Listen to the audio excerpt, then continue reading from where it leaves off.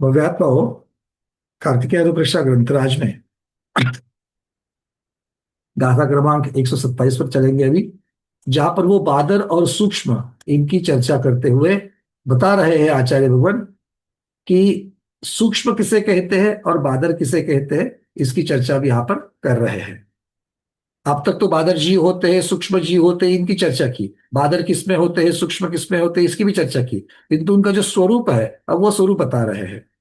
नयजेसि पडिखलनम पुड़वितो एहि अग्गिवा एहिम तेजान सुमकाया यरा पुनथूलकायाय। जैसी जिन जीवों का जिनका पुड़वी तो एहि अग्गिवाये ही। पुड़वी अर्थात पृथ्वी, तोय तोय मतलब जल, अग्नि अर्थात अग्नि, और वाये का अर्थ होता है वायु। तो पृथ्वी जल अग्नि और वायु, इनसे क्या होता है या क्या नहीं होता है। परिखलनम न य, जिनका परिखलन प्रतिस्खलन नहीं होता। प्रतिस्खलन मतलब रुकना, अड़ना, अड़ जाना नहीं होता। वे ते सुहम काया जान, उनको सूक्ष्म काय जीव जानो। तो सूक्ष्म काय की परिभाषा क्या कर रहे हैं। जो पृथ्वी जल अग्नि और वायु, इनके द्वारा अड़ते नहीं है, रुकते नहीं है। ठीक है, चलिए। ईयरा पुनथूल कायाय, और जो इनसे रुक जाते हैं। ईयरा मतलब इधरा, इधरा मतलब इससे विपरीत, जिनसे विपरीत है मतलब जो रुक जाते हैं, वे क्या है। थूल कायाय, थूल काय, स्थूल काय कहो, ओरालीय कहो, या फिर बादर कहो, अर्थ एक ही है। चलिए, अब शिवचंद्र महाराज इसका बहुत बड़ा विस्तार करने वाले हैं। इसका नहीं, इसके आगे वाले का देख लेते पहली छाया को क्या कहते हैं। न च एषा प्रतिस्खलनम पृथ्वी तोयाभ्याम अग्निवाताभ्याम तेजानि सूक्ष्मकायः इतरे पुनः स्थूलकायः च ते पंचस्थावरा जीवः सूक्ष्मः इति जानीहि। क्या कहते हैं, वो जो पंच स्थावर जीव है, उनमें सूक्ष्म भी होते हैं, उनमें सूक्ष्म जीव भी है, ऐसा जानना। तो पंच स्थावर में सूक्ष्म भी होते हैं, ऐसा जानना। ईशा जीवानाम प्रतिस्खलनम रुंधनम, ऐसे जीव जो है, ये सूक्ष्म जीव जो है, ये क्या होते हैं, प्रतिबाधित नहीं होते हैं। किसके द्वारा, कई किसके द्वारा। पृथ्वी तो ये, पृथ्वी काया पकाए, पृथ्वी काई को क्या, पृथ्वी के द्वारा। च पुनः अग्निवात है, अग्नि और वात, अग्नि और वायु के द्वारा। तो अग्नि काय वायु काय है। न च कैरपी द्रव्य वज्र पटलादि, ये वज्र पटल आदि के द्वारा भी अड़ते नहीं, मतलब उससे आर पार हो जाते हैं। ईशा जीवानाम प्रतिस्खलनम रुंधनम न विद्यते इति भावः।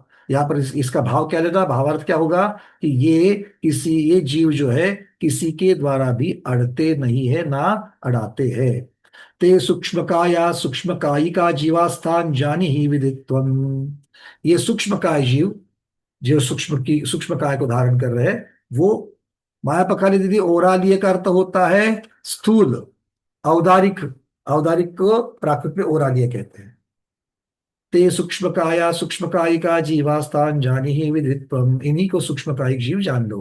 पुनः ईयरा, अब इससे विपरीत जो है, इतरे अन्य, इनको छोड़ करके अभी दूसरे कौन है। पृथ्वीकायिका दया, पृथ्वीकायी का दया मतलब अब पृथ्वीकायिकों में से सूक्ष्म को छोड़ करके जो बचे हुए हैं, वो कौन से है। पृथ्वी जल वात अग्निकायी भी, पृथ्वी जल अग्नि और वायुकायिक, इनमें कौन कौन से है। प्रतिस्खलनोपेतः स्थूल कायाश्च बादरा कथ्यन्ते, इनमें जो स्थूल काय पाए जाते हैं। स्थूल काय मतलब क्या है, प्रतिस्खलनोपेता, अर्थात जो अड़ जाते हैं, अड़ाते हैं, अड़ जाते हैं, वो ऐसे जीवों को बादरा कथ्यन्ते, उनको बादर कहते हैं। ठीक है। अब यहां पर मुख्यता से उन्होंने चार स्थावरों की चर्चा बादर सूक्ष्म की अपेक्षा से करी। इसके पहले उन्होंने वनस्पति कायकों में भी कहा था कि प्रत्येक वनस्पति के भेद की अपेक्षा वो बादर होते हैं, और साधारण में नित्य निगोदिया और चतुर्गति होते हैं, इसमें सूक्ष्म बादर दोनों में होते हैं। तो ऐसा उन्होंने पहले कह दिया था। अब चलते हैं गाथा क्रमांक 128 की तरफ। प्रश्न में अंत में लूंगा सुनीता दीदी। अब प्रत्येक वनस्पति और त्रसजीव इनका, क्योंकि अब किसकी चर्चा हो गई, सूक्ष्म जीवों की चर्चा उन्होंने बहद की, और उसमें से उन्होंने पहले चार स्थावर जो है उनकी चर्चा की, उसके पहले साधारण की भी चर्चा की थी। अब चलते हैं प्रत्येक वनस्पति के बारे में। पत्तेयाविय दुविहा निगोद सहिदा तहे वरहियाय दुविहा होन्ति तसाविय वीति चौरखा तहे पंचखा। अब जो प्रत्येक वनस्पति है, वो प्रत्येक वनस्पति में भी वो क्या कह रहे हैं, देखो, प्रत्येक वनस्पति भी दो प्रकार की है। प्रत्येक वनस्पति भी दो प्रकार की है। क्या है? तो दुविहा, दो प्रकार की है प्रत्येक वनस्पति। प्रत्येक वनस्पति किसे कहते हैं हेमांगी दीदी? प्रत्येक वनस्पति किसे कहते हैं? जो वनस्पति में एक ही जीव है, एक वनस्पति एक जीव। एक शरीर एक जीव, वो एक जीव। प्रत्येक वनस्पति कहलाएगी। एक शरीर एक जीव वनस्पति काय की अपेक्षा से वो प्रत्येक वनस्पति कहेगी। इसके भी दो भेद है। कौन से दो भेद है? निगोद सब सहिता प्रतिष्ठित। तहेवा रही आय। अब यहाँ पर सप्रतिष्ठित अप्रतिष्ठित नहीं कह रहे हैं, वो तो गोमट साठ जीव कांड में सिद्धांत चक्रवर्ती महाराज बोल दिए। यहाँ पर उन्होंने उसका नाम क्या दिया? देखो, यहाँ पर जो नाम दिया ना वो याद रखने के लिए बहुत अच्छी तरीके से है। नहीं तो सप्रतिष्ठित अप्रतिष्ठित में इसमें निगोद किस पे होते किस पे नहीं होते ये याद नहीं रहता। यहाँ पर सीधे क्या कह दिया? निगोद सहिता तहेव रही आय, अर्थात निगोद सहित और निगोद रहित, ऐसे दो प्रत्येक वनस्पतियां होती है। प्रत्येक वनस्पति के दो भेद। तसावीय दुविया होती। तसा अर्थात त्रस के भी दो प्रकार होते हैं। त्रस के दो प्रकार कौन से हैं? ती चौरखा, दो तीन चार, ये विकलेंद्र की अपेक्षा, और तहेव पंचक्का, जो सकलेंद्रिय अर्थात पंचेंद्रिय। तो विकलेंद्रिय और सकलेंद्रिय, विकलेंद्रिय में दो तीन चार इंद्रिय वाले आएंगे, और सकलेंद्रिय में पंचेंद्रिय आएंगे। चलिए, अब शुभचंद्र महाराज इसका काफी अच्छा विस्तार करने वाले हैं। किसका विस्तार करेंगे? प्रत्येक वनस्पति के दो भेद होते हैं उसका विस्तार। और उसको समझने के लिए हम गोमटसार जीवकांड का भी आधार लेंगे, क्योंकि स्वयं शुभचंद्र महाराज यहाँ पर गोबरसाह जीवकांड की गाथाओं को उद्धृत करने वाले हैं। ठीक है, जब उस गाथा को बोलेंगे तो हम उस गाथा को लेकर के चर्चा करेंगे। पहले इस गाथा की छाया। प्रत्येका अपि च द्विविधा निगोद सहिता तथैव रहिता च विविधा भवन्ति त्रसः अपि च द्वित्री चतुरक्षा तथैव पंचाक्षा। अपि च प्रत्येकः, अपि, अब पहली वाली गाथा के साथ में अपि शब्द आ गया। इनको भी जोड़ दो। किसको? प्रत्येक। किसके साथ जोड़ना है? जो स्थूल वाली बात अंत में कह रही थी, बादर वाली बात जो कही थी, वो बादर वाली या स्थूल वाली साथ बात जो कही थी, उसके साथ में इनको भी जोड़ो। किसको? प्रत्येक, अर्थात प्रत्येक वनस्पति कायिका। तो प्रत्येक वनस्पति कायिक भी क्या होते हैं? बादर होते हैं। कैसे पता चला? अपिच, ये शब्द लगाने से। ठीक है, प्राकृत पे वी ये शब्द लग गया था ऊपर गाथा में। अब क्या कह रहे हैं? दुविहा अर्थात द्विविधा द्विप्रकार। कौन? प्रत्येक वनस्पति। क्या क्या भेद है उसके? एक निगोद संहिता, अर्थात प्रतिष्ठित प्रत्येक भवंती। निगोद सहित जो है, जो निगोद सहित है, उसको क्या कहा? प्रतिष्ठा सहित, प्रतिष्ठित प्रत्येक। प्रतिष्ठित का अर्थ होता है सप्रतिष्ठित। ठीक है, अब क्या कह रहे हैं? प्रतिष्ठितम साधारण शरीरे आश्रितम प्रत्येक शरीरम ऐशा ते प्रतिष्ठित प्रत्येक शरीर, उसकी परिभाषा कर रहे हैं। प्रतिष्ठित किसे कहेंगे? प्रतिष्ठित प्रत्येक वनस्पति किसे कहेंगे? तो साधारण शरीर आश्रितम प्रत्येक शरीरम, ऐसा प्रत्येक शरीर जिसके आधार से साधारण शरीर रहता है। साधारण शरीर मतलब कौन? या साधारण जीव मतलब कौन? साधारण जीव का स्वरूप क्या है? स्वरूप बताना है। पारंपरिक ज्ञान मुझे मुझे नहीं चाहिए। मुझे साधारण वनस्पति का स्वरूप चाहिए, रविंद्र पिंजरकर जी। निबोध। मैं वही बताया, मुझे पारंपरिक ज्ञान नहीं चाहिए। उत्तर गलत नहीं है आप लोगों का। अभी अभी आचार्य भगवान ने साधारण की, इसके पहले की गाथाओं में उन्होंने व्याख्या की थी। साधारण किसे कहते हैं मनीषा दीदी? एक शरीर में बहुत सारे जीव एक अ- साथ जन्मते हैं और मरते अरविंद हैं। जी। जिसके आहार, श्वासोश्वास, काय और आयु एक साथ मतलब होता बहुत है। बढ़िया दीदी, मनीषा दीदी आपने सही कहा, पर उसके साथ में मुझे चारों चाहिए थे। एक शरीर में अनेक जीव, ये तो हमारी भाषा परिभाषा है ही है। जहां पर जो जीव, साधारण क्यों कह दिया उनको? साधारण का अर्थ क्या किया था? साधारण का अर्थ क्या किया था अरविंद जी? साधारण शब्द का अर्थ क्या था? मतलब जिसका कॉमन है, जो इसका आहार एक लेना साथ, बहुत बढ़िया, एक साथ। एक साथ। साधारण मतलब जो एक साथ क्रिया करते हैं। कौन सी क्रिया? जन्म मरण की क्रिया साथ बढ़ते करते हैं। आहार की यही क्रिया साथ में करते हैं, आहार पर्याप्ति साथ में होती है, शरीर पर्याप्ति साथ में होती है, श्वासोश्वास पर्याप्ति साथ में होती है। क्लियर है? इंद्रिय पर्याप्ति साथ में होती है। तो ये चार पर्याप्तियां, और जन्म मरण मतलब आयु, ये सब जिनका साथ में होता है, वो जीव एक साथ होने की वजह से साधारण कह गए। क्लियर है? चलो, तो प्रतिष्ठित साधारण शरीर, तो ये साधारण वाले शरीर जो है वो प्रत्येक वनस्पति के आश्रय से है। तो इसको कैसे समझेंगे? एक आम का वृक्ष है, एक आम का वृक्ष है। बारिश के सीजन में आम के वृक्ष के ऊपर, नीम के वृक्ष के ऊपर आपको काई लगी हुई दिखती कि नहीं दिखती है? नहीं दिखती?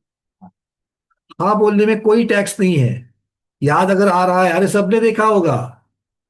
गांवों में भी दिखता है, शहरों में भी दिखता है, सिर्फ पेड़ देखना चाहिए। और बारिश के सीजन में उसके ऊपर काई लग जाती है पेड़ के ऊपर। तो स्वयं आम का वृक्ष क्या है? प्रत्येक वनस्पति है। प्रत्येक वनस्पति है, क्यों? क्योंकि आम के वृक्ष में शरीर भी एक और जीव भी एक, किंतु उसके ऊपर, उसके आधार से काई पनप रही है। साधारण शरीर पनप रहा है, इसीलिए वो प्रत्येक शरीर ही रहेगा। कौन? आम का वृक्ष। किंतु अब वो सप्रतिष्ठित कहलाएगा। क्या कहलाएगा? सप्रतिष्ठित कहलाएगा। ये एक तरीका हो गया समझने के लिए सप्रतिष्ठित का। अब दूसरा तरीका, जब काई उतर जाएगी तब क्या होगा? वो, वृक्ष की चर्चा कर रहा हूं मैं, फल की नहीं कर रहा हूं, वृक्ष की चर्चा कर रहा हूं। तो क्या हो जाएगा? अब वो अप्रतिष्ठित हो जाएगा। अब चर्चा करते हैं फल सब्जियों की। जैसे कि आपकी तोरई है, मराठी वाले दौड़ का समझ लेना, कन्नड़ वाले दौड़ की काई, क्या क्या बोलते हैं आप लोग? दो कुछ काई बोलते रहेंगे ना, दौड़ की काई, तोरी काई, कुछ तो बोलते रहोगे, काई बोलते रहोगे। हाँ, गुलबर्गा वाले बोलो। आधा मराठी आधा कन्नड़, अच्छा कन्नड़ है वहां पर, बोलो। हिरिकई। अच्छा, हीरी काई कहते हैं। चलो, हीरी काई। तो ये जो अपक्व अवस्था में रहती है, या कुकुम्बर, ककड़ी ले लो, जो अपक्व अवस्था में होती है। अपक्व में आप लोग बोलते हो ना, कौड़ी कौड़ी, बहुत कौड़ी है, ये खाने के योग्य नहीं है, बहुत बिल्कुल अभी भी जस्ट पेड़ के ऊपर, उस लता के ऊपर, बेल के ऊपर लगी है। ककड़ी का भी बेल होता है, तोरई का भी बेल होता है, तो वो बेल के ऊपर लग गई है, बिल्कुल छोटी है। तब उसमें ऐसे कुछ लक्षण पाए जाते हैं जिसकी चर्चा आगे आएगी। उन लक्षणों के द्वारा समझ में आता है कि ये अभी तक ऐसी अवस्था में है कि इसके आधार से अंदर बहुत सारे साधारण जीव पनप रहे हैं। क्योंकि आम के वृक्ष के ऊपर काई तो ऊपर से समझ में आ गई थी, यहां पर ककड़ी में या फिर तोरई में, दोड़के में हमको ऊपर से कुछ ऐसी काई दिखती है क्या? नहीं दिखती है। किंतु फिर भी उसको सप्रतिष्ठित कहा, क्यों? उसके आश्रय से साधारण शरीर, साधारण जीव पनप रहे हैं। ठीक है, अब इनको कैसे समझेंगे? ऊपर से तो दिखता नहीं है, तो इनके लिए कुछ लक्षण आचार्य भगवंतों ने अपने आगम में दिए हैं, इसकी चर्चा आएगी। क्या कहते हैं अभी? ते के इति चेद, वो कैसे स्वप्रतिष्ठित होते हैं? इति चेद, कहा गया है? गोमट सारे प्रोक्तम च, गोमट सार में जिस प्रकार से कहा गया है। अब गोमट सार की गाथा यहां पर दे रहे हैं। मूलग्गपोर बीजा कंदातः खंद बीज बीज रुहा समुंचिमाय भणिया पत्ते अनंत कायाय। ठीक है। अब यहां पर पहले सुखचंद्र महाराज ने जो उसकी टीका लिखी है उसको पहले पढ़ लेते हैं, और फिर नेमिचंद सिद्धांत चक्रवर्ती महाराज के चरणों में बैठ करके वहां पर चित्रों के साथ में हम लोग इनको समझ लेंगे। ठीक है। चलिए क्या कहते देखिए। मूल बीजम एशाते मूल बीज, मूल बीज किसे कहते हैं? आचार्य भगवान बता रहे हैं मूल बीज किसे कहेंगे? तो जिस वनस्पति का बीज मूल होता है, अर्थात अदरक हल्दी, अदरक या हल्दी ले लेना, उसमें क्या होते हैं? मूल होते हैं। जिस वनस्पति का बीज मूल होता है। अब अगला क्या है? अच्छा, इसके उदाहरण भी दे रहे हैं। आद्रक हरिद्रा दया, हरिद्रा मतलब कौन है? हल्दी। और अदरक, अदरक मतलब क्या है? सब लोग जानते हो, अदरक। ठीक है। चलिए, अग्र बीजम, क्योंकि आप अगर गाथा देखोगे तो मूल, अग, पोर, बीजा, कंदा, खंद बीज बीज रुहा, इस प्रकार से इसके भेद उन्होंने बताए हैं। तो उसमें से मूल बीज देख लिया। अब मूल, अग और पोर, ये तीनों को भी बीज शब्द लगा देना, तो मूल बीज हो गए। अब दूसरा अग्र बीजम, अग्र बीज का अर्थ क्या कर रहे हैं? येषाम ते अग्र बीज, ऐसे जो अग्र से तैयार होते हैं। आप लोगों ने गुलाब का पौधा देखा है? गुलाब का पौधा लगाते कैसे है?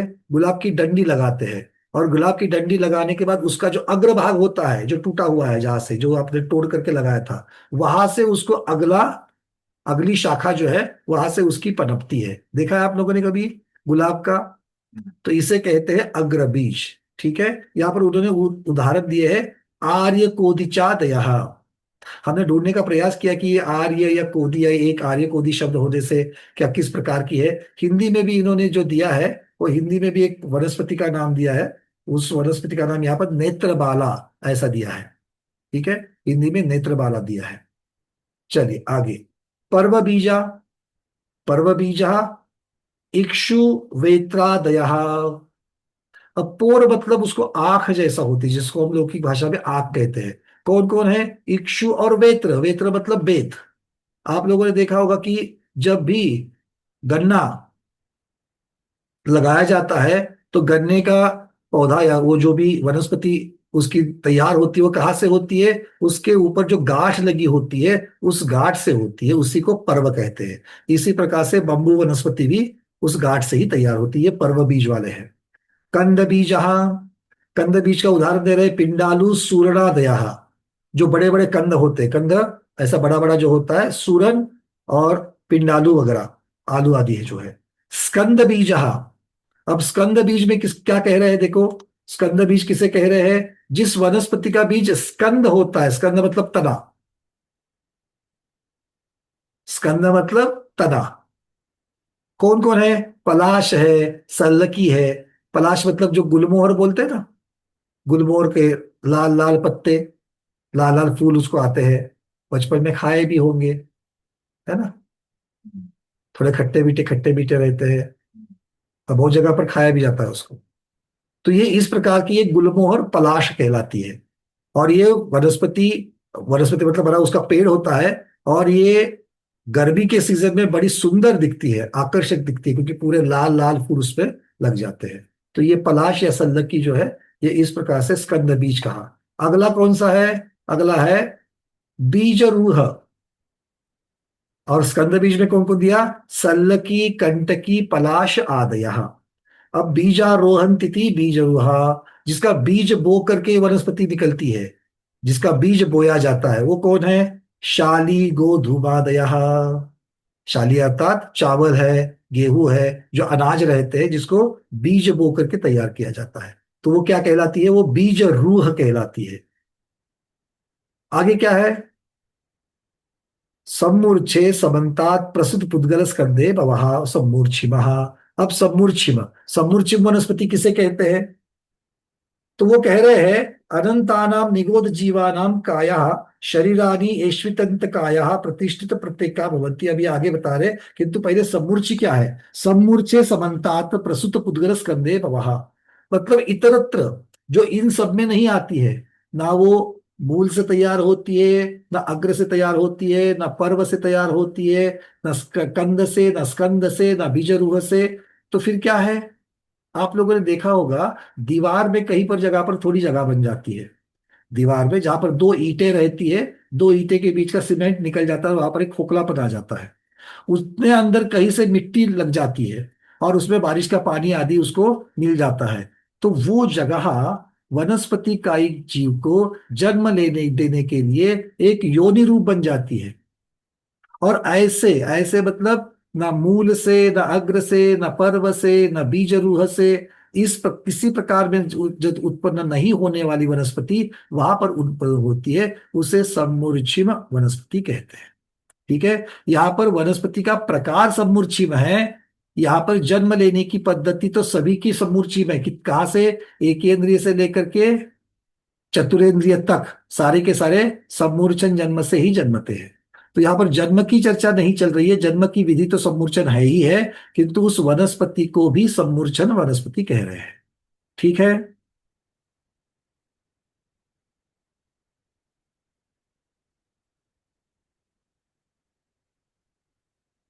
चलो आगे। अब ये कह रहे हैं कि भाई अब इनको ये प्रतिष्ठित प्रत्यय क्यों कह दिया? इनको प्रतिष्ठित प्रत्यय क्यों कह दिया? क्योंकि ये जो सारी वनस्पति अब तक जितनी कही गई, ये प्रतिष्ठित भी होती है और अप्रतिष्ठित भी होती है। ये सारी वनस्पतियां प्रतिष्ठित भी होती है और अप्रतिष्ठित भी होती है। चलिए, अब यहां पर कब प्रतिष्ठित होती है, कब अप्रतिष्ठित होती है, इसके लिए आगे उन्होंने गूढ़ सीर संदीपवम नाम की गोमटसार जीवकांड की गाथा बताई है। उसके पहले अभी जो गाथा आई थी मूलग पोर बीजा, उसके बारे में पहले समझ लेते हैं, उसके चित्रों को देख लेते हैं।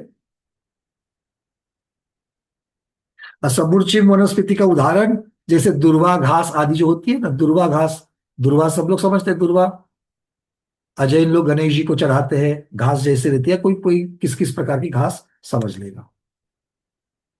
ये ये सभी वनस्पतियां जो है, प्रत्येक शरीर तो है ही है, मतलब ये स्वयं की वनस्पति में एक जीव एक शरीर है, किंतु ऐसा होते हुए भी इनके आश्रय से अनंतानंत निगोद जीव पनपते हैं, इसलिए इनको अनंत काय भी कहा गया है। साधारण का उपचार करते हुए, चूंकि इनके आश्रय से साधारण जीव पनपते हैं, इसलिए मूल वनस्पति को भी कभी कभी अनंत काय कह दिया। ठीक है, चलिए अब मैं आपको यहां से चित्र दिखा रहा हूं, तो जो लोग शायद पहली बार देख रहे हैं उनको समझ में आएगा, क्योंकि चित्र देखने से थोड़ा अच्छी तरीके से समझ में आता है। ये सब पीडीएफ में है, कायमा की पीडीएफ में है। देखो ये मूल बीज दिखा रहे हैं शुरुआत में, तो वनस्पति जो अदरक और हल्दी है, आप देख रहे हैं उसको कितनी मूलियां है ना, मूल मूल के जैसे दिख रहे हैं, मूली समझते हैं सब लोग, रूट्स, ये रूट वाली है। अग्र बीज में देखो, ये अग्र बीज, ये पूरी डंडी है और डंडी के यहाँ से अग्र बीज, ये जो दिख रही है गांठे, वहां से ये अग्र बीज से उग रही है। उसके बाद पर्व बीज है गन्ना, ये गन्ना दिखा रहा है। कंद बीज में रतालू है, पिंडालू जिसको कहा जाता है, ये रतालू, मोटे मोटे स्कंद होते हैं। स्कंद बीज जो है, ये पलाश की वनस्पति हम कह रहे थे, जिसको गुलमोहर भी कहा जाता है। बीज रूह, ये गेहूं है जो बीज आदि से बनती है। और ये सम्मूर्छिम है जो दीवार की खोखलेपन में तैयार हो जाती है। तो इस प्रकार से ये कहा गया। अब चलते हैं आगे, इसको सामने रखिए, अगली गाथा आ रही है। गूढ़सीर संधिपौवम समभंग महीरूहम च छिन्न रूहम साहारणम शरीरम तव्विवर्यम च पत्ययम। ये गाथा शिवचंद्र महाराज भी हमें यहाँ पर दे रहे हैं। चलिए अब शिवचंद्र महाराज क्या कह रहे हैं इसके बारे में वो देख लेते हैं। एक गाथा तो दे दी उन्होंने। अब वो कह रहे हैं यद प्रत्येक शरीरम, ये जो प्रत्येक शरीर वाले एक एक जो उदाहरण हम दे रहे हैं वो गूढ़ शरीर, गूढ़ शिरम। गूढ़ मतलब जो दिखती नहीं है, गूढ़ मतलब क्या है, जो व्यक्त नहीं है, अव्यक्त है। क्या अव्यक्त है? सीरम। तो गूढ़ शब्द जो है वो इसके साथ लग गया, किसके किसके? गूढ़ सीर, गूढ़ संधि, गूढ़ पौवम, ये तीनों के साथ में गूढ़ शब्द लग गया। तो गूढ़ मतलब अव्यक्त, समझ में नहीं आता है, आगे चल करके व्यक्त होता है किंतु शुरुआत में वो अव्यक्त रहता है। क्या है? गूढ़ सीरम मतलब सिराएं जो रहती है, रेखाएं जो रहती है वो गूढ़ है। अदृश्य बहिस्नायुकम, तो गूढ़ सिरम को अर्थ क्या कर दिया, अर्थात अदृश्य बहिस्नायुकम। तो उसके बाद में क्या कह रहे हैं, मतलब जो आपने देखा होगा कि तोरई आदि में जो गूदे वाला भाग रहता है, स्नायु वाला भाग रहता है, वो शुरुआत में व्यक्त नहीं रहता है, वो बाद में जाकर के व्यक्त होता है। तो जब तक अव्यक्त है तब तक उसके साथ में अनंत काय जीव पनप रहे हैं। जब तक वो सिराए गूढ़ है, अव्यक्त है, तब तक वो क्या कहलाएगी? सप्रतिष्ठित, अर्थात उसके आश्रय से साधारण शरीर, साधारण वनस्पति पनप रही है। तो ऐसी अनंत काय जिसके आश्रय से पनप रहे हैं वो खाने के लिए योग्य है क्या? तो कौन सी वाली तोरई खाएंगे? जहां पर सिराए व्यक्त हो चुकी है। कुकुम्बर कौन सा खाएंगे, ककड़ी कौन सी खाएंगे? जहां पर रेखाएं उसके ऊपर व्यक्त हो रही है। ठीक है, क्लियर है? चलिए आगे कह रहे हैं अदृश्य संधि रेखा बंधनम बंधम। अब अदृश्य संधि और रेखा, आप लोगों ने देखा होगा, आपने कभी ऑरेंज संतरा जो है उसको कभी अगर आपने ओपन कर दिया तो क्या होता है? अंदर धागा लगा रहता है। मौसम्बी को अगर आपने कभी ओपन कर दिया तो क्या दिखता है? दो मगज रहते, दो जो गाभे होते उसके बीच में एक पार्टीशन वाली छाल रहती है, छोटी सी, है ना, ऑफ वाइट कलर की। तो ये सब क्या कहलाते हैं? ये सब कहलाते हैं संधि और रेखा। किंतु जब अगर आप बिल्कुल अभी अभी उगा, उसके ऊपर फल लगा है मौसम्बी और संतरे का, अगर उसको देखेंगे, काटना नहीं कभी, किंतु अगर उसको किसी ने अगर काट लिया और खोल दिया तो आप उसके अंदर इस प्रकार की रेखाएं, इस प्रकार के तंतु, इस प्रकार की उसके अंदर वाली जो पार्टीशन वाली जो छाल है वो नहीं दिखेगी। अगर वो नहीं है इसका मतलब क्या है? उसके आश्रय से साधारण शरीर पनप रहे हैं, वो अनंत काय हो गई। ठीक है, खाने योग्य नहीं। अब चलते आगे। अदृश्य ग्रंथिकम, ये बात बता दी। समभंगम, अब आगे क्या कह रहे हैं? जिसका समभंग हो जाए, समभंग, टक ऐसे आवाज आकर के जो टूट जाते हैं। और आगे क्या कह रहे हैं? त्वग्रह ग्रहिते, त्वग ग्रहितत्वेन सदृश छेदम। मतलब समभंग में क्या बता रहे हैं वो, कि दोनों एक साथ टूट जाते हैं। कैसे टूटते हैं? एक साथ टूटते हैं, इस प्रकार से वो कह रहे हैं। यहां पर मैं और कोई उदाहरण दिया क्या, मैं देख रहा था।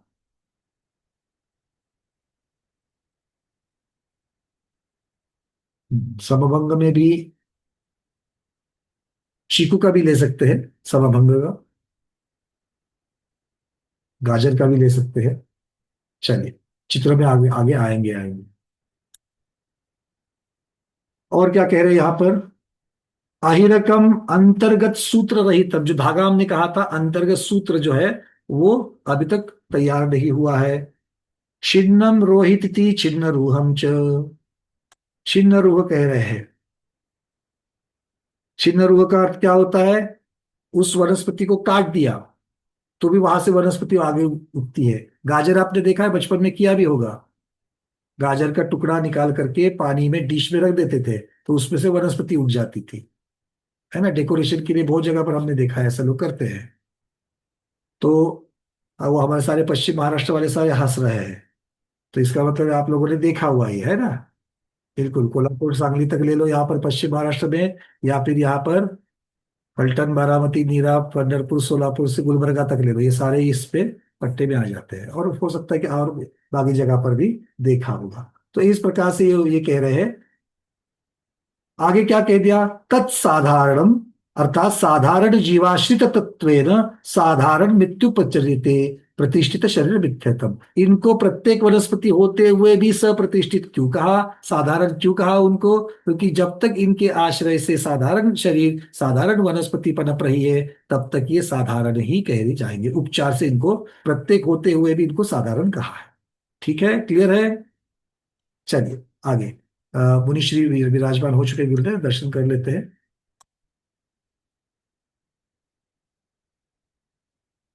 देव प्रज्ञा श्रवण मुनिश्री अमित सागर जी गुरुदेव की जय। नमोस्तु नमोस्तु नमो। आशीर्वाद आशीर्वाद सब। चलिए आगे क्या लिखा है देखते हैं।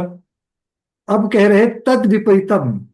अब तक जितना बताया गया था उसके विपरीत क्या कह रहे हैं, अप्रतिष्ठित प्रत्येक शरीर मिति। मतलब इनके जहां पर गूढ़ संधि ना हो, गूढ़ सिर ना हो, गूढ़ पौवा ना हो, समरूह ना हो, छिन्न रूह ना हो, इससे विपरीत ले लेना।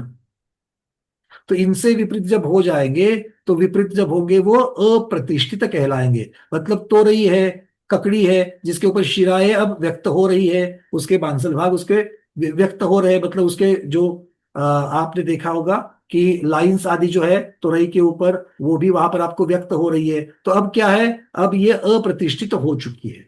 इस प्रकार से समझ लेना। मौसम्बी संतरे है, उसके अंदर वाली जो भाग करने वाले धागे हैं, या फिर उसके दो मगज के बीच वाले जो छाल है, वो अब उत्पन्न हो चुकी है। वो उत्पन्न होने के पश्चात अब ये अप्रतिष्ठित हो गई है। ठीक है, ये उसके लक्षण आचार्य भगवान यहाँ पर दे रहे हैं। अब आगे क्या कह रहे हैं, आगे और भी कुछ इसके लक्षण बता रहे हैं। गोबर साथ जीवकांड से ही ले रहे हैं। महाराज जी कुछ कहना चाह रहे हैं आप? ठीक है। मूले कंदे छल्लिप बाल साल दल कुसुम फल बीजे सब भंगे सदि दंता असमय सदि होति पत्तेया। अब वो कह रहे हैं, देखिए कि इसके अलावा मूले कंदी, मूले मतलब क्या है, मूल जड़, कंद मतलब मोटी जड़, छल्ली मतलब क्या है, छाल, जो छाल रहती है जिसको वल्क भी कहा जाता है, अंग्रेजी में जिसको बार्क कहते हैं। कंद को अंग्रेजी में बल्क कहते हैं, और मूल को रूट्स कहते हैं। तो जो लोग अंग्रेजी मीडियम वाले हैं वो भी इस प्रकार से उसका अलग अलग देख रहा है, कितना सूक्ष्म वर्णन आ रहा है। आगे प्रवाल अर्थात कोम्पल जो रहते हैं, अंकुर, जैसे आप स्प्राउट्स बनाते हो ना, मटकी के, मूंग के, उसको स्प्राउट्स अंकुर आ जाते हैं, अंकुरित हो जाते हैं, तो वो प्रवाल कहलाते हैं। शाला, शाला का अर्थ होता है छोटी टहनी, अंग्रेजी में जिसको ट्विग कहा जाता है। शाखा, बड़ी टहनी जिसको ब्रांच कहा जाता है। दल अर्थात पत्ते, लीव्स। कुसुम अर्थात फूल। फल सब लोग समझते हैं फ्रूट, और बीज मतलब सीड्स। तो ये इनके बारे में क्या कहना चाह रही है कि जिस प्रत्येक वनस्पति के इन अंगों को अगर तोड़ो, कौन से अंग को तोड़ो, जड़ को, कंद को, छल्ली को, प्रवाल को, शाला को, शाखा को, दल को, कुसुम को, फल को, फल को, इसमें से किसी भी चीज को अगर आप तोड़ो, और अगर उसके समान टुकड़े हो, क्या हो जाएगा, समान टुकड़े हो, या फिर उसके बिना हीरुक तंतु के टुकड़े हो जाए, हीरुक मतलब क्या है, तंतु, उसके टुकड़े हो जाए, तो उसे अनंत काय अर्थात सप्रतिष्ठित प्रत्येक वनस्पति कहते हैं। तो जब तक ये इस प्रकार से टूटती है, अंदर उसका धागा नहीं है, तब तक ये प्रत्येक वनस्पति कहलाती है। अब आगे कंद मूल छोटे, इसके बारे में क्या कह रही है, जिसकी जिसकी छाल आदि मोटी हो, जिस पेड़ की तने की छाल जो है वो मोटी हो, वो मोटी छाल वाले अनंत जीव सप्रतिष्ठित प्रतिस्पर्धी वनस्पति कहलाते हैं। तो जिस जिस बड़े बड़े पेड़ जो रहते हैं, उनके तने के ऊपर जो छाल है, अगर वो छाल मोटी हो, तो मोटी छाल वाला क्या कहलाता है, सप्रतिष्ठित अर्थात अनंत काय उसके सहारे से पनप रहे हैं। और जिनकी छाल पतली आदि हो, उसको अप्रतिष्ठित प्रत्येक वनस्पति कहते हैं। ठीक है। अब यहाँ पर शिवचंद्र महाराज किस प्रकार से कह रहे हैं, एक एक के बारे में वो देख लेते हैं। चलिए, मूले कंदे त्वचि पल्लवांकुरे शुद्र शाखायां पत्रे कुसुमे फले बीजे च समभंगे सति अनंतः अनंतकायः। इन सब का, किसका किसका, मूल, कंद, त्वचा, पल्लव, अंकुर, क्षुद्र शाखा मतलब छोटी शाखा, और स्कंध मतलब तना, स्कंद की चर्चा नहीं, पत्रे, पत्र मतलब पत्ते, कुसुमे, कुसुम मतलब फल, उसके फूल हो गए, फले, बीजे च समभंग सत्य अनंता अनंत का। अगर इनका समभंग हो गया तो वो क्या कहलाते हैं, वो सप्रतिष्ठित अनंत का कहलाते हैं। ये भी इसकी एक पहचान बना दी। और क्या कहते हैं, अब आगे और गाथा बता रहे हैं ये, मूलादिशु समभंग रहित वनस्पतिषु। अब ये मूल आदि जो है, जिनका समभंग नहीं होता है, जो नहीं होता है, वो अप्रतिष्ठित प्रत्येक शरीरा भवंती, वो अप्रतिष्ठित कहलाएंगे। ठीक है, चलिए अगली गाथा ले रहे हैं वो गोबट सार की ही।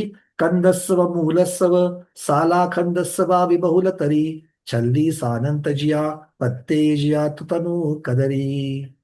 येषां प्रत्येक वनस्पतीनां कंदस्य वा मूलस्य वा शालाया वा शुद्रशाखाया वा स्कंदस्य वा या त्वक् बहुतरी स्थूलतरी स्यात् ते वनस्पतयो अनंतकाय जीवा भवन्ति। अगर ये सारी चीजें अगर मोटी मोटी हो तो फिर वो अनंतकाय है।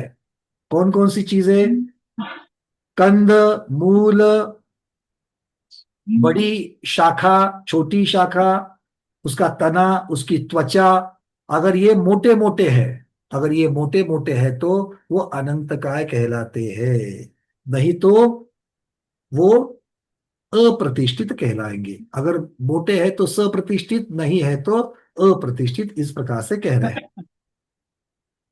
आगे कह रहे हैं, निगोद सहित प्रतिष्ठित प्रत्येका भवतिन्तर्थ, मतलब सप्रतिष्ठित क्या है, ये निगोद सहित है, क्योंकि प्रत्येक वनस्पति के दो भेद किए, निगोद सहित और निगोद रहित, तो ये निगोद सहित कहलाते हैं। येषां कदातिषु त्वक् तदुत्तरी ते वनस्पतयो अप्रतिष्ठित प्रत्येक शरीरा भवन्ति इत्यर्थ। कंद आदि जो है ये आगे चल करके अगर ये इन इन लक्षणों से निकल जाएंगे तो ये अप्रतिष्ठित भी होते हैं। मतलब यही वनस्पतियां, प्रत्येक वनस्पति पहले सप्रतिष्ठित थी, अनंतकाय थी, और आगे चल करके वो अप्रतिष्ठित बन जाती है। तो इस प्रकार से इसको समझना है। ये इसको इतना विस्तार करने की क्यों आवश्यकता है, क्योंकि वनस्पतियां हम व्रतियों के भी खाने में आती है। तो इसीलिए भक्ष कब होगी, अभक्ष कब होगी, हिंसा अहिंसा की चर्चा जो चलेगी वो इन लक्षणों से चलेगी। क्योंकि जहां पर सामने से काई दिख रही है तो उस काई को तो हम लोग छेड़ने के लिए नहीं जाएंगे, किंतु जहां पर जो दृश्यता से हमें काई आदि नहीं दिखती है तो वही वनस्पति के फल, फूल, छाल, ये सब चीजें हैं, ये भी सप्रतिष्ठित और अप्रतिष्ठित की अपेक्षा से यहाँ पर बता रहे हैं। ठीक है, ये वनस्पति की अपेक्षा सप्रतिष्ठित या अप्रतिष्ठित हो जाते हैं। अथ प्रकृत व्याख्या आह, प्रत्येक वनस्पतिया द्विप्रकार, प्रत्येक वनस्पति दो प्रकार की कह रहे हैं। एक पहला निगोद सहिता साधारण संयुक्त, प्रतिष्ठित प्रत्येक वनस्पतियों भवंती, अर्थात निगोद सहित कहो, सप्रतिष्ठित कहो, या फिर साधारण शरीर से संयुक्त कहो, ये सभी पर्यायवाची हो जाएंगे। ठीक है, तेषाम लक्षणम गाथा चतुष्के चतुष्केनोक्तम। अभी जो चार गाथाओं के द्वारा गोमट सार जीवकांड में जो बताया, उसी चार गाथा के द्वारा उनके लक्षण बता दिए। तहैव तथैव रहियाय निगोद रहिताश्च साधारण रहिता इत्यर्थः अप्रतिष्ठित प्रत्येकः। अब इससे विपरीत लेना, अब ये लक्षण जिनमें नहीं पाए जाते हैं उनको निगोद रहित कहो, साधारण रहित कहो, या अप्रतिष्ठित कहो, अर्थ एक ही होता है। प्रतिष्ठितम साधारण शरीर आश्रितम प्रत्येक शरीरम ऐशा ते प्रतिष्ठित प्रत्येक शरीर पूर्वोक्ता। वापस वही बात बता रहे हैं कि साधारण शरीर से जो प्रत्येक वनस्पति बाधित होती है, उनसे वहां पर पनप रही है, तो वो क्या कहलाती है, तो प्रतिष्ठित प्रत्येक शरीर। एक बात को समझ लेना, मैं आपको ये प्रश्न दे रहा हूं कि यहां पर जो आम के वृक्ष के ऊपर जो काई लगी है, आम के वृक्ष के ऊपर जो काई लगी है, तो काई सप्रतिष्ठित वनस्पति कहलाएगी या आम का वृक्ष सप्रतिष्ठित कहलाएगा? बहुत बार लोग बोलते काई जो है वो सप्रतिष्ठित है। नहीं, काई तो स्वयं साधारण है, क्योंकि सप्रतिष्ठित और अप्रतिष्ठित ये किसके भेद किए हैं? ये प्रत्येक वनस्पति के भेद किए हैं। और प्रत्येक वनस्पति का लक्षण क्या है? एक जीव एक शरीर। तो हमें अप्रतिष्ठित और सप्रतिष्ठित किसको कहना है? जिसका एक शरीर एक जीव है। तो आम का एक, आम वृक्ष का एक शरीर एक जीव है, क्या काई का एक शरीर एक जीव है? याद रखने के लिए मैं आपको हिंट दे रहा हूं, ये भूमिका बना रहा हूं, ठीक है? तो आम्र वृक्ष ही सप्रतिष्ठित होगा या अप्रतिष्ठित होगा? किसके आश्रय, किसकी वजह से? चूंकि उसका सानिध्य कौन ले रहा है? वहां पर काई ले रही है। तो काई तो हमेशा तीनों कालों में क्या कहलाएगी? साधारण ही कहलाएगी, साधारण वनस्पति कहलाएगी। तो जब तक वो साधारण वनस्पति प्रत्येक वनस्पति के साथ जुड़ी है, तब तक प्रत्येक वनस्पति सप्रतिष्ठित है। वो निकल जाएगी तो वो अप्रतिष्ठित हो जाएगी। ये सारे जो चार गाथाओं के द्वारा लक्षण जहां जहां दिख रहे हैं, वो लक्षण जब तक बरकरार है तब तक सप्रतिष्ठित, वो लक्षण निकल गए तो वो अप्रतिष्ठित। चलिए महाराज जी कुछ कहना चाह रहे हैं। महाराज जी बोलिए, आपका माइक खुलाइए। तो वृक्ष के ऊपर जो काई लगी हुई है उस वृक्ष का ही वृक्ष साधारण नहीं हो गया? नहीं, वृक्ष वृक्ष में जो, साधारण नहीं है, वृक्ष तो प्रत्येक ही है। हाँ, कुछ लोगों का जो मान्यताएं हो जाती है ना कि आम्र जो है फल, उसको वो जो है साधारण मांग करके उसको छिन्न भिन्न करना, ये करना वो करना तो ये प्रासुक शब्द और अचित्त शब्द दोनों में अंतर है। बिल्कुल, दोनों चीजें अलग है। पर गुरुदेव यहाँ पर गोबर साहब जीवकान में भी कहा है कि जब तक उसके साथ साधारण शरीर लगा हुआ है, तब तक उसको सानिध्य की वजह से, उपचार से उनको भी अनंत काय कह दिया। तो जब ये जो लक्षण घटित नहीं होते हैं, तब जाकर जो के वो फूल से, अप्रतिष्ठित। भैया, जब फूल से फल रूप परिणमन होने की शक्ति होती है, उस समय हम लोग बचपन में ही, हमारे यहाँ बगीचे थे, तो छोटे फल को नहीं तोड़ने के लिए, छोटी ककड़ी है, छोटा बिल्कुल। आम है, क्योंकि हम लोग बच्चे बुद्धि से उनको तोड़ लेंगे, तो जी उसमें ना तो उसमें रस बन पाता है, ना कोई अवयव विकसित हो पाते हैं, तो उसको तोड़ने का हम लोग को बहुत बड़ा पाप बताते थे। लेकिन जब वो विकसित हो जाते थे तब उनको खाने के लिए प्रयोग में लाते थे। जी जी तो जी। ये जो चीजें हैं, कुछ लोग जो प्रारंभिक अवस्था होती है वह है साधारण होती है, लेकिन वही जो परिवर्तन होकर के उसमें विकसितता आ जाती है तो वह प्रत्येक हो जाता है। जी, वही तो सप्रतिष्ठित वनस्पति ही आगे अप्रतिष्ठित बन जाती है। हाँ, तो जो चीजें हैं, कुछ चीजें ऐसी हैं कि लोग मान्यता में इतनी भयंकर हो गई हैं कि उन सबका कोई अर्थ का अनर्थ। यहाँ पर इतना प्राचुक अच्छा, इतना अच्छा लक्षण दिया है, लक्षण लगाओ आगम के हिसाब से और फिर अपनी बुद्धि से उसका विचार हो जाएगा। प्राचुक शब्द का अर्थ क्या है? बिल्कुल, आपने जो बताया वो प्रासुक चीज बहुत अलग अलग है। प्रासुक चीज और अचित्त चीज बहुत, दोनों भी चीजें अलग अलग बताई गई है। प्रासुक तो शुद्ध किया हुआ है, उसको प्रासुक कहते हैं। जैसे हम प्रासुक जल को कहते हैं, जल को प्रासुक कर लिया। और चित्त और अचित्त, यहाँ पर जीव की भी चर्चा चल रही है, क्या वहां पर जीव पनप रहे क्या नहीं पनप रहे? जैसे योनि अचित्त होती है, सचित्त होती है, उस प्रकार से है। प्रगता, निर्गता, अश्वासा, प्राशुका, निकल गए हैं प्राणी जिससे उसे प्राशुक कहते हैं। देखो क्या? ये तो, और ये तो वहां पर परिभाषा ही बता दी गुरुदेव ने। मूलाचार के पहले भाग में 17 नंबर पेज और 27 नंबर पेज पर आप देख लेना। जी तो दो प्रकार से उन्होंने पाशय भूमि पदे से, जो हम लोग प्रासुक मार्ग से निकलते हैं, तो उनको प्रासुक मार्ग का लक्षण दिया कि जिस पर हाथी, घोड़ा और ये सब गाड़ियां निकल चुकी हैं, ऐसे मार्ग को प्रासुक कहते हैं। और सम्मूर्छन जीव विरहिता प्रासुका, तो जो हम फल सब्जी बाजार से लाते हैं तो उसको अपन जो शोधन करते हैं कि उसके पहले में, उसके डंठल में, उसकी त्वचा पर कोई त्रस जीव, समूर्छन जीव तो नहीं है, इस बात का शोधन करना प्राशुक है।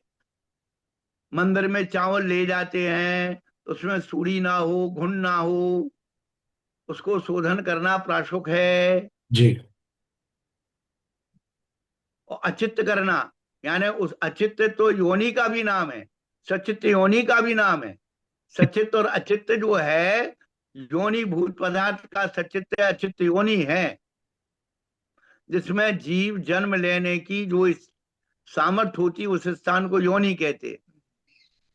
जी तो जो अभी तक जो अर्थ निकाले जाते हैं उनकी लक्षणावली देखी ही नहीं जाती है। जी स्वरूप भेद और स्वामी भेद जब तक नहीं करेंगे भटकते रहेंगे। जी बिल्कुल ठीक।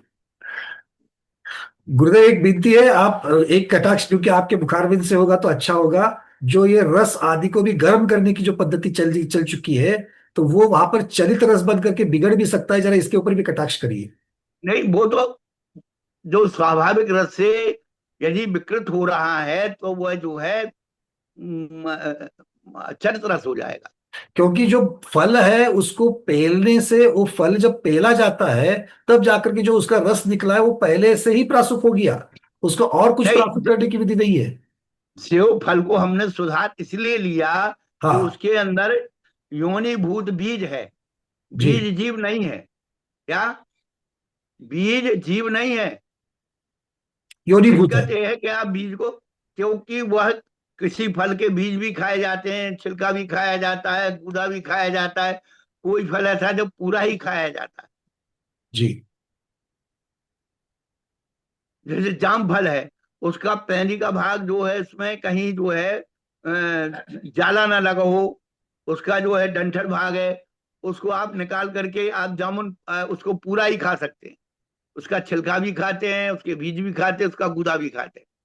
और सुधारा क्यों जाता है कि साबुत फल को भी सुधार के इसलिए खाना चाहिए कि कभी कभी कोई जीव उसके अंदर घर बना लेता है, जी जी, तो वो साधना ना हो जाए उसका शोधन करने के लिए विदारा जाता है। ये शोधन करने के लिए साबुत बिल्कुल फल ठीक। खाने से और भी उसके कई कारण हैं। साबुत फल क्यों नहीं खाना चाहिए वृत्ति को डायरेक्ट?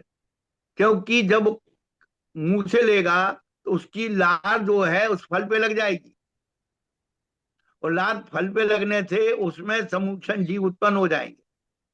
लार बाहर नहीं आना चाहिए, जी इसलिए वो जी बार बार क्या करेगा, उसे खाएगा, बाहर निकालेगा, कटरा करेगा।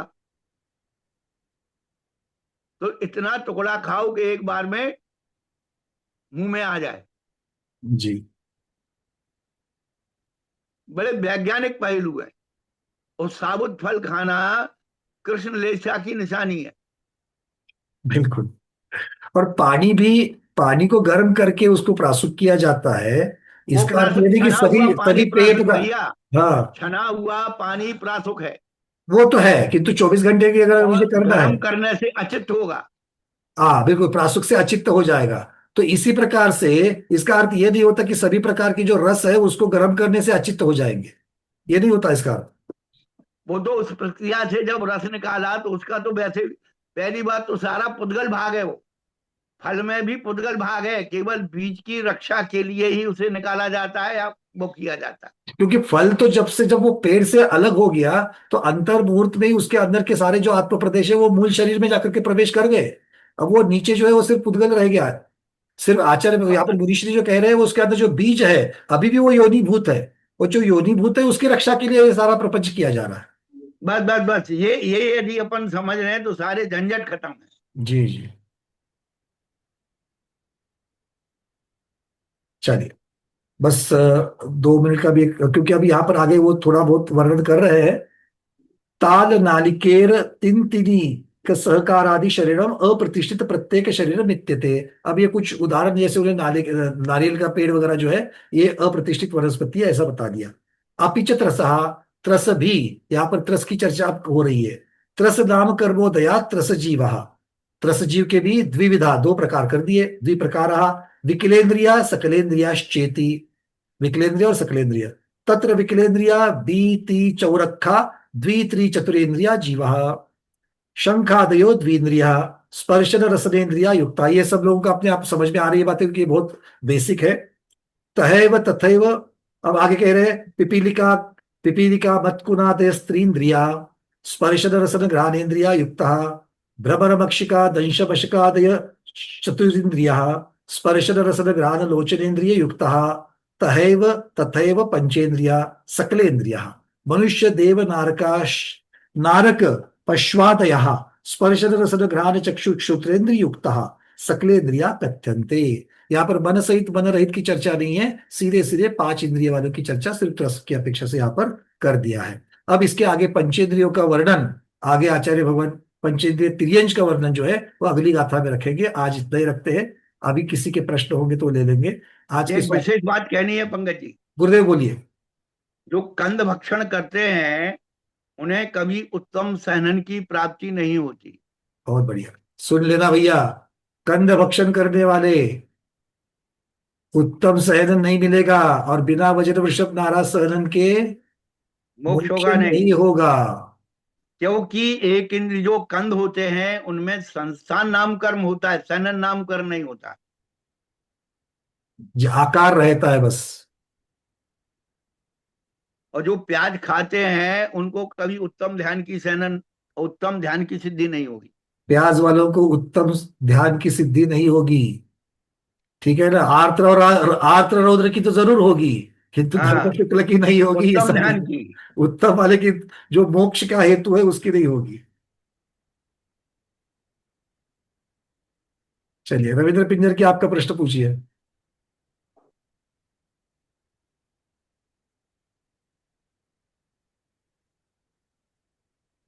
अनम्यूट करिए जल्दी से।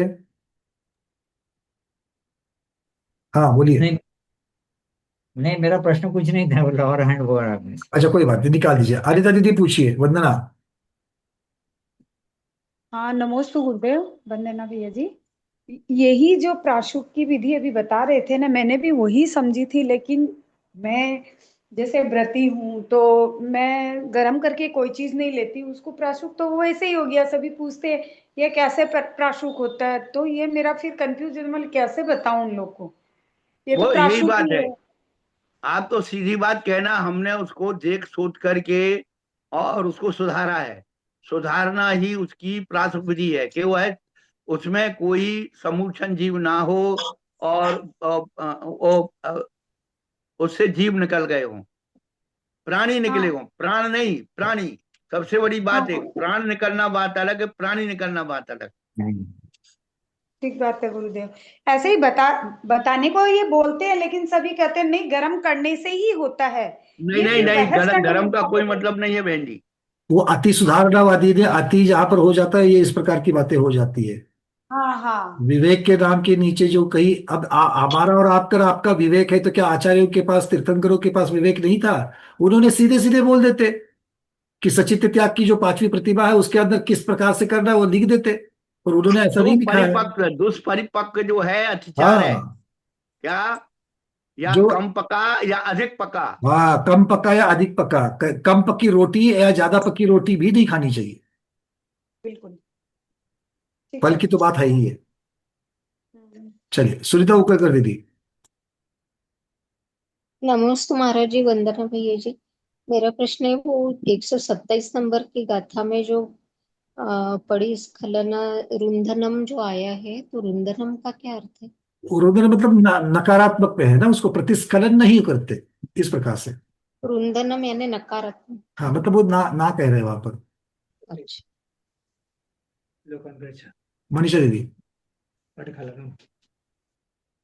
नमोस्तु गुरुदेव। क्योंकि रुंधनम, एक मिनट, रुंधनम देखो एक ही जगह पर आया है, जहां पर सूक्ष्म की चर्चा चल रही है अप्रतिघात नहीं होता, प्रतिघात नहीं होता इस प्रकार से। और दूसरी जगह पर उन्होंने रुंधनम शब्द नहीं लगा दिया जहां पर वो बादल की चर्चा कर रहे हैं। मनीषा दीदी बोलिए। हाँ भैया जी, हाँ मैंने सुना है कि तुरई लौकी ऐसे सब्जी में दो एंड जो होते हैं वहां पे साधारण वनस्पति होती है, तो वो थोड़ा ज्यादा कट करके हम यूज करना चाहिए, ऐसा सुना है। नहीं, उसका पहला भाग और वो भाग उसको निकाल देना चाहिए, क्योंकि उसमें समूचन जीव रहने की संभावना होती है। जब फूल जैसा रहता है ना, फूल से फल की वृत्ति बनती है, तो उस स्थान पर जो है समूचन जीव बैठे रहने की संभावना रहती है, इसलिए उतना भाग निकाल दिया जाता है। ऊपर के भाग में कड़वापन रहता है, जी। सहसा कटूर हो सभी फल। या उसका पैदा हो, तो ये दोनों भाग को इसलिए निकाल देते हैं कि उसमें जो विकृति भरी हुई है उसको निकालने के लिए होता है। देखिए सहसा सभी फल जहां पर डंठल से मूल वनस्पति से जुड़े होते हैं वो वाला भाग, और उसके ऑपोजिट साइड का भाग, ये हमेशा हर फल में निकाला ही जाता है जनरली। नहीं, ऐसे सुना है कि थोड़ा बड़ा कट करना चाहिए, कि वो जीव होते हैं तो वो थोड़ा बड़ा कट करो ऐसे। अब ये सेफ्टी की अपेक्षा, गुरुदेव वही तो कह रहे थे कि वहां पर उसको कट करना ही चाहिए। अब कितना, तो इतना तो कम से कम करेगी जहां पर साधारण, वो आंखों से दिखने वाली थोड़ी है। तो वो अपना एक विवेक लगा करके भाई थोड़ा सा मोटा कर लो, थोड़ा सा वेस्ट हो जाए तो भी चलेगा, बट वहां पर वो जीव रहा है इस प्रकार से। नहीं, जीव होने की नहीं, उसमें जो विकृति होती है, कोई कोई तोरू में कड़वापन होता है। पर ये वो यहाँ क्या पर जो कह होती रही है है, वो साधारण जीव की अपेक्षा कह रही है। वो साधारण भाधारण का कोई उसमें मतलब नहीं है। ये जो ठीक है। अपने कुतर्क लगा करके हर चीज को इस प्रकार से करके धर्म को भ्रष्ट कर दिया। आप भ्रष्ट नहीं, धर्म भ्रष्ट हो रहे हैं। ठीक है नमस्ते। गुरुदेव ये एक प्रकार का, ये अगर आगमोक्त तो नहीं कह रहे तो ये शास्त्र का और धर्म का दोनों का अवर्णवादी कहा जाएगा। बिल्कुल। कुसुम दीदी कलकत्ता बोलिए। नमस्ते महाराज श्री, वंदना भैया जी। गुरुदेव, मैं पूछना चाह रही थी कि अभिषेक का पानी जो हम लेते हैं, तुरंत छानते हैं और कई बार तो तुरंत अभिषेक करते हैं तो छानने की वापस गर्म नहीं करते हैं, उसे क्या गर्म करना चाहिए क्या, प्रस्तुत करना चाहिए क्या? एक तो सौंफ देखो लौंग ऐसा इलायची है, डाल के करें। नहीं ये चीजें लोक रूढ़ी में क्या चल रही है इसको मैं कुछ नहीं कह सकता हूँ, पर प्राशुक जल जो है, छना हुआ जल ही प्राशुक है, पहली उसमें बात। तो दूसरी छना है बात है, महाराज श्री। हाँ अभिषेक की क्रिया तो करते करते अगर 48 मिनट से ऊपर टाइम हो जाता है तो हाँ, फिर क्या करें? फिर वो पानी नहीं यूज नहीं कर तो प्राशुक से जो है हम लोग उसमें सुगंधित है, लौंग इलायची प्राशुक वगैरह। प्राशुक गंध भरा, हाँ, सुगंध। हाँ तो प्राशुक भी होना चाहिए और सुगंधित भी होना चाहिए। जब वो सुगंधित हो गया तो उसकी 6 घंटे की मर्यादा अपने आप बन हाँ गई। ठीक, मतलब गर्म नहीं करके हमको लौंग इलायची सौंफ सुगंधित कर देना चाहिए उसको। जनरली दक्षिण मुनि भारत मन में, सम उज्जवल नीर, प्राशुक गंध भरा, हाँ ठीक बात। ये पूजा में पढ़ते हो ना। हाँ तो जी। वही जल जो है हम लोग जो थाली में चढ़ाते, प्राचीन काल में जल जल की जगह चढ़ाया जाता था, भगवान के ऊपर ढाल करके जल चढ़ाते, भगवान के चरणों में चंदन लगाते थे, भगवान के आगे जो है फूल रखते थे चरणों पर। ये तो करते हैं अभी। देखो दीदी इसके पीछे का थोड़ा सा हमें सामाजिक भी व्यवस्था देखनी चाहिए कि उत्तर अब भारत में सामाजिक पंकज जी, वो सामाजिक व्यवस्था बदल रही है। समाज कुछ नहीं बची ना, उसके घर के कानून नहीं बचे, समाज के कानून नहीं बचे, परिवार के कानून नहीं, कुछ नहीं बचा। समाज को मत देखिए आप, आगम और धर्म नहीं नहीं देखिए। महाराज जी, मैं इस कहने का दिशा मेरा में पहले पहले सुन पंकज तो जी, लीजिए। मैं लड़ने एक, झगड़ने की बात नहीं है। नहीं हम महाराज जी अपनी झगड़, चिंता अपने हिसाब से अपने चैत्यालय में खूब करें। नहीं नहीं मैं ये हाँ कह रहा हूं कि ये ऐसा क्यों बना, ये कैसे कैसे ये चीजें बदलती गई, ये मैं आप लोगों को बता रहा हूं। दक्षिण में अभिषेक एक ही समय में होता है, और एक पुजारी जो है वही, मैं मोटा मोटी की बात कर रहा हूँ, पुजारी रहता है, वो पानी लेकर के 48 मिनट के अंदर वो अभिषेक वहां पर हो जाता है। अगर मान लो थोड़ा सा समय लगने वाला है, तो जैसे भी महाराज जी ने कहा वैसे वहां पर थोड़ी सी सर्वौषधि या लौंग आदि डाल करके, और उसमें भी बड़ी माता जी हमेशा कहती कि सिर्फ डाल करके नहीं चलेगा, उसका वर्ण जो है पानी का हाँ वो भी बदलना चाहिए। वर्ण और गंध ये दोनों चीजें जो है बदलनी चाहिए, तब वो प्रासुक हो गया 6 घंटे के लिए। ठीक है, अब उत्तर भारत में देखिए, उत्तर भारत में दो चीजें होती है। एक तो वहां पर श्रावक ज्यादा आकर के स्वयं अभिषेक करते हैं, और सबका आने का समय एक नहीं है, एक के बाद एक के बाद 2 घंटा 3 घंटे तक लोग आते ही रहते हैं और अपने हिसाब से पकड़ते रहते हैं। तो आप वो एक मुहूर्त वाला जो पानी है वो प्रासुक कैसे रहेगा? तो उसके लिए वहां पर, और दूसरी बात वहां पर जितनी ठंड पड़ती है, तो सुबह आकर के ठंडे पानी को लेकर के अभिषेक करना, ये करने वालों के लिए भी एक बड़ी मुसीबत हो जाती है। तो इस अपेक्षा से अगर हम लोग देखें तो वहां पर पानी गर्म करने की पद्धति चालू हो गई। किंतु इसमें एक चीज सब लोग भूल गए कि जलकायिक जीवों को बचाने के लिए हम लोगों ने अग्निकायिक जीवों को वहां पर शुरुआत कर दी मारने के लिए, क्योंकि पानी तो आपने छान लिया और उसको गर्म कर लिया, वो ठीक है, किंतु उसको गर्म करने के लिए तो अग्निकायिक जीव लगेगी कि नहीं लगे? वो तो उसमें चले गए, किंतु इसकी चर्चा वहां करते ही नहीं है। तो दक्षिण में ये पद्धति बनी ही नहीं। अब देखा देखी में जब उसका प्रचार करने वाले साधु जब दक्षिण में पहुंच गए, तब जाकर के उन्होंने ये नई पद्धति डाल दी, और वो नई पद्धति ही सही है, ये भी उसके साथ बात लगा दी। तो ये गलतियां है कि यही सही है और दूसरा गलत है, ये एकांत हो जाता है। ये एक बात हो गई। मैं हमेशा और एक उदाहरण देता हूं। आप लोगों को कभी आपने देखा कि खड़े होकर के पूजन करना, स्त्रियों को अभिषेक करने नहीं देना, ये पद्धतियां मुख्यतः से कहां से चली? ये उत्तर भारत से शुरुआत हो गई। और उत्तर भारत में क्यों हो गई उसको अगर हम देखेंगे तो उत्तर भारत में ज्यादातर मुगल सम्राटों का शासन रहा है, और दक्षिण में हिंदू सम्राटों का या जैन सम्राटों का शासन रहा है। अगर आप कभी भी देखो, अगर पूना के पेशवा हो, छत्रपति शिवाजी हो, पृथ्वीराज चौहान हो, या यहाँ के जितने भी नीचे जो जैन और हिंदू राजा थे, वो हमेशा बैठ करके अपना दरबार चलाते हैं। और उनके साथ में उनके दरबारी भी अपनी अपनी जगह पर बैठते हैं। अगर आपने रामायण महाभारत भी देखी होगी तो जितने भी धृतराष्ट्र का हो या फिर वो धर्म का दरबार हो, उनके यहाँ पर सब जो दरबारी है वो बैठते हैं, मतलब राजा के सामने बैठा जाता है। उससे विपरीत अगर आप मुगलों का साम्राज्य शासन देखो, जब भी औरंगजेब का हुआ, बाबर का, उनके सामने कभी भी उनके दरबारी बैठे नहीं, हमेशा दरबारी खड़े रहते थे। तो और उससे ये बात चली कि राजा के सामने अगर आप खड़े होते हो तो तीन लोग के नाथ के सामने बैठ करके कैसे पूजन करें। तो खड़े होने में विनय है और बैठने में विनय नहीं है, इस प्रकार की पद्धति वहां से चल गई। तो इसीलिए हमें सामाजिक व्यवस्था और थोड़ा सा उसके पीछे का मानसिक भी चीजों को समझना होगा, इसकी वजह से शुरू हो गई।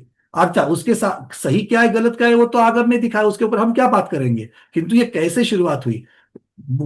अगर आप देखोगे तो मुगलों के जमाने में स्त्रियों के ऊपर जितनी भी बंधन आ गए, उन बंधनों के द्वारा ही तो उत्तर में परिचय हो गया कि भैया गर्भगृह में स्त्रियां नहीं जाएगी, जैसे वहां पर मस्जिद में उनको प्रवेश नहीं है। तो ये बहुत सारी चीजें समाज की होती, जैसे दक्षिण में हुआ नहीं ऐसा नहीं हुआ, दक्षिण में भी इस प्रकार के आजू बाजू की परिस्थिति का वहां पर भी हो गया। कैसे, भट्टारकों के समय में जब वस्त्र पहनने की बात जो आ गई, वो क्या कहाँ से आ गई। नग्न मुनि थे पहले भट्टारक, फिर भट्टारकों ने वस्त्र परिधान करना शुरू कर दिया, क्योंकि आजू बाजू में वहां पर इस प्रकार का प्रभाव बढ़ते गया कि नग्नत्व के साथ, दिगंबरत्व के साथ में जैन धर्म की आराधना करना मुश्किल हो गया। तो समय के अनुसार वहां पर भी बदलाव हो गए। आप इस प्रकार की पूजाएं भी देखोगे दक्षिण भारत में, जैसे कि वहां पर पालकी निकालते हैं, किस प्रकार से फूलों की आरास की जाती है, ये आपको उत्तर भारत में कभी देखने को नहीं मिलेगा। किंतु यही चीज आपको तिरुपति में देखने के लिए मिलेगी, उनके और अजैन जगह पर देखने के लिए मिलेगी। ये मठ संस्कृति जो है, ये मठ संस्कृति भी वहां पर देखने के लिए मिलेगी। तो जैनों का तो वहां पर था ही था, किंतु जैन जो है वो वहां पर 12 हजार किसके समय में चले गए हैं वहां पर जैन, तो भद्रबाहु स्वामी के सामने साथ में ये सब लोग जो चले गए हैं। और वहां पर ज्यादातर जैनों का आज भी अगर आप तमिलनाडु में जाएंगे तो वहां पर समनार ब्राह्मण करके एक आज भी है जो चातुर्मास पालते हैं पूरा का पूरा, वो कभी आलू प्याज नहीं खा रहे हैं वो लोग। तो ये समनार शब्द भी कहाँ से आ गया, तो ये सभी कुनकुन स्वामी को पालने वाले या फिर वो जो वो सारी उनको मानने वाले जो लोग हैं उनसे बन गई है। तो सामाजिक व्यवस्था में बहुत इसके ऊपर असर करती है। किंतु गुरुदेव ने जैसे कहा कि सामाजिक व्यवस्था को हमको महत्व नहीं देना है, हमें आगम को महत्व देना है। आगम जो है उसके सामने परंपरा कोई नहीं रहती है, कोई उसके उसके मायने नहीं है। इसलिए आगम क्या कहता है इसको पहले समझना चाहिए। गुरुदेव बोलिए। 50 साल पहले मंदिर में यदि कोई व्यक्ति मूढ़े पे बैठ जाता था तो असाधना मानते थे। जब से ये घुटनों की प्रॉब्लम हुई तो जितने बड़े आदमी हैं सब कुर्सी पर बैठना, टेबल पर बैठना शुरू कर दिए। तो जो ना तो बैठे रहे ना खड़े रहे। अब कहते खड़े होकर पूजा करना 13 पंथ है, बैठ के पूजा करना 20 पंथ है। तो ना वो बैठे में रहा ना खड़े में रहा। एक कुर्सी टेबल की व्यवस्था, और 10 साल के अंदर जितने मंदिर हैं सब मंदिरों में चर्च बन जाएंगे। कुर्सी आगे पीछे होगी और आपके आगे टेबल लगी, उस पर बैठो करो जाओ। सब मंदिरों में एसी लग गए, गुरुदेव पंखे यहाँ लग पर गए। जबकि गुरुदेव यहाँ नहीं, पर जबकि उसकी असाधना माना गया है कि मंदिर में पंखा नहीं जलना चाहिए। गुरुदेव एक बात यहाँ पर मैं अपनी जिज्ञासा को शांत करना चाहता हूँ, इसलिए आपके सामने मेरा ये प्रश्न है, मतलब कि अगर मान लीजिए कोई अस्वस्थ है सचमुच में, जिसकी शक्ति नहीं है, जो जिसकी शक्ति है और फिर भी मोड़े पर बैठा है या फिर टेबल चेयर पर बैठा है, उसका तो निषेध ही होना चाहिए। किंतु जिसकी नहीं है और वो विधान में बैठना चाहता है या फिर वो हर रोज की पूजन करना चाहता है, वो है व्रती, किंतु आज अवस्था ऐसी है कि शरीर उसको नीचे बैठने के लिए, नीचे बैठे तो उठने के लिए उसको वो नहीं हो रहा है, तो उसने कैसे करना चाहिए। यही तो कह रहा हूं ना। हम्म। तो क्या वो चेयर पर बैठ सकता है। साधना में लिखा हुआ है। नहीं, क्या वो चेयर पर बैठ सकता है, ये प्रश्न है मेरा। नहीं, हमारा तो यही तो उत्तर है कि बड़े आदमी जितने नियम बना देंगे वो सब उनके हैं। नहीं नहीं महाराज जी, यहाँ पर बड़े छोटे की बात नहीं, मैं शरीर की अस्वस्थता की बात कर रहा हूँ। हम क्या बोल रहे, वो कानून सबके लिए एक सा है। नहीं, मैं समझा नहीं, इसलिए मैं बार बार पूछ रहा हूँ कि नहीं, बार बार मैं सामान्यता बता रहा हूं। सामान्यता से तो नीचे आसन लगा करके बैठना है, जैसे पाटे पर बैठो या चटाई वगैरह की जो चर्चा चलती है वो ठीक है, किंतु वो नीचे नहीं बैठ सकता तो उसने क्या करना चाहिए, क्या वो चेयर पर बैठ सकता है। वो चेयर पे नहीं, और ज्यादा ऊंचा बैठ जाए, अपन को क्या, भगवान का नाम तो ले रहा है वो। नहीं नहीं नहीं, वो भी व्यवस्था बन सकती है कि गुरुओं के और मुनियों के और उसके साथ में भगवान जहां पर विराजमान है उससे ऊंचा नहीं बैठेगा वो। और वो भी जहां पर स्थापना आदि की जा रही है, चढ़ाने का द्रव्य आदि जो चीज है, स्थापना पात्र रखा हुआ है, वो उससे भी ऊंचा नहीं बैठेगा, वो उसको अपने सामने उसको ऊपर ऊंचा करेगा। जैसे मुनिराज या माता जी भी जब मंच पर विराजमान होती है, उनके सामने एक एडिशनल चौकी लगाई जाती है, उसके ऊपर शास्त्र विराजमान होता है। तो जैसे उनके हाँ, लिए विनय है, तो वैसे यहाँ पर भी क्या हम लोग चेयर पर बैठ करके उसके ऊपर, ये मेरे लिए भी प्रश्न मैं इसलिए पूछ रहा हूँ गुरुदेव, क्योंकि जब मैं मंच पर बैठ करके जब भी मैं स्वाध्याय या कुछ उसके ऊपर मुझे व्याख्यान करने का प्रयास आता है, जब खड़े होने की बात है तो खड़े होने में कोई दिक्कत नहीं है, किंतु बैठ करके अगर 2 घंटा अगर मुझे उसके ऊपर प्रवचन करना है, तो मुझे बिना चेयर के, बिना बैठ करके नहीं होता है, नीचे नहीं बैठ सकता हूँ, क्योंकि स्पॉन्डिलाइटिस की बीमारी है। तो ऐसी जगह पर व्याख्यान कैसे दिया जाए? तो सामने हम लोग ऊपर चौकी लगा करके शास्त्र को अपने से ज्यादा विराजमान कर रहे हैं, या फिर अगर मान लीजिए मंच पर मुनिराज भी विराजमान है तो उनसे नीचे हमारी व्यवस्था हो, ये भी हम देखते हैं। तो इससे इसमें क्या दोष लगेगा, या इससे और कोई इसके ऊपर सुधार कर सकते हैं, ये पूछ रहा हूँ। भैया ये सब लोक व्यवहार से विवेक पर आधारित चीजें हैं, इस जी पर मेरा कोई वो नहीं है। जी जी जी, बस ठीक। स्वाविवेक काम करता है। अब कोई व्यक्ति वास्तव में कहता है कि मैं तो जिंदगी भर खड़ा होकर चाहे गिर जाऊं पर खड़े होकर ही पूजा करूंगा, हाँ नहीं, ये बात तो फिर वो पंथ की बात हो गई महाराज जी। वो तो बस तो अब पंथवाद, ये, बस यही चीज है और कुछ नहीं। वो तो पंथवाद की बात। ये सब स्वाविवेक पर आधारित है। जी जी, चलिए एक प्रश्न रह गया है, कोठारी दीदी उदयपुर बोलिए।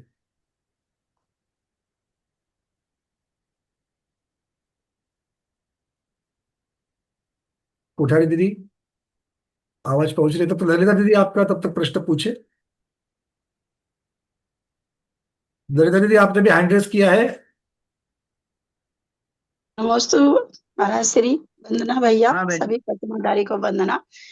मुनि श्री, जो आपने कहा वो तो एकदम पक्की बात है। वो ऊपर बैठे रहते हैं कुर्सी पर और आशिका उनसे नीचे रहती है।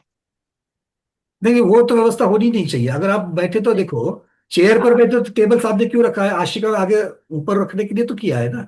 देखो, नहीं वही जिनके कहते हैं जेन्युइन कि प्रॉब्लम है, हम ये बात कर रहे हैं, जिनकी जेन्युइन प्रॉब्लम है और व्रती है, मतलब अभिषेक पूजन का नियम है, तो वो कैसे करें? भैया, भैया आप किसी भी मंदिर में जाके देखिए, वो जिनको जटिल प्रॉब्लम है वो बेचारे ऐसे खड़े रह जाते देखो, हैं, हम और दूसरों की जिनको चर्चा ही नहीं प्रॉब्लम नहीं करेंगे। है वो बैठ के उस पर कुर्सी पर बैठ के पूजा ललिता करते दीदी, रहते जिनकी शक्ति है फिर भी ऊपर बैठते, उनकी चर्चा ही नहीं, वो तो निषेधारी है, वो तो निषेध करने के योग्य है।